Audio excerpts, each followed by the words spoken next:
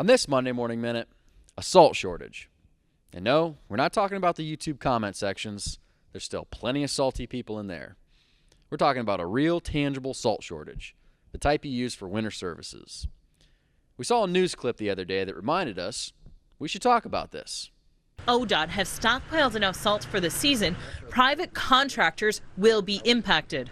Any of the shopping malls you go to, your doctor's visits, your hospitals, any place there's pedestrian traffic, if that vendor doesn't have their salt already, there's a very high risk they won't be able to get it at all for the season.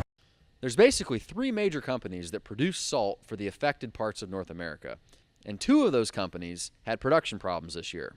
The first company had a labor strike, and the second company had water in their mine. Both of those companies have struggled to catch back up with the demand for salt, and they've told private buyers that they may not get any this year. That sounds crazy, that some private buyers might not get any salt, but it could be reality. There is still a third major producer, and there's some smaller producers, and you can get it from other places around the world, but it's being snatched up as quickly as it comes on the market, and the prices are outrageous right now. The reality is, state and federal buyers get priority, and they're actually ordering more salt than they did last year to cover the depletion of what they used at the end of last year, which was a longer season.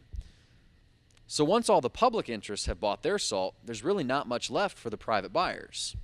This affects the majority of the North American snow market, which makes it a huge deal. So as a snow contractor, what are you supposed to do?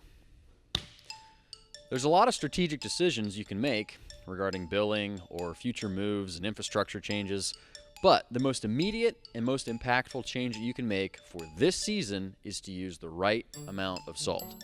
If you look at the regulations from a state like, say, Minnesota, they actually recommend that for sidewalks, you spread down to as little as between 2 and 3 pounds per 1,000 square feet of salt.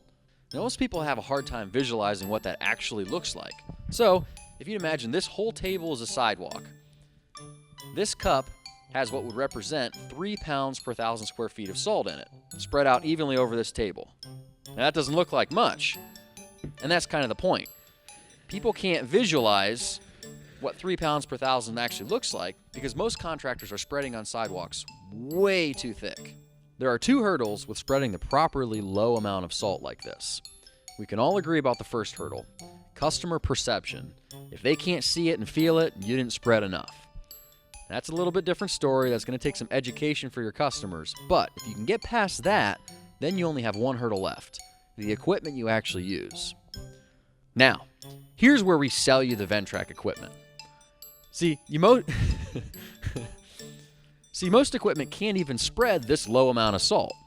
But Ventrac drop spreaders can get down to 3.5 pounds per 1,000 square feet, which is pretty darn close and probably as low as most contractors want to go.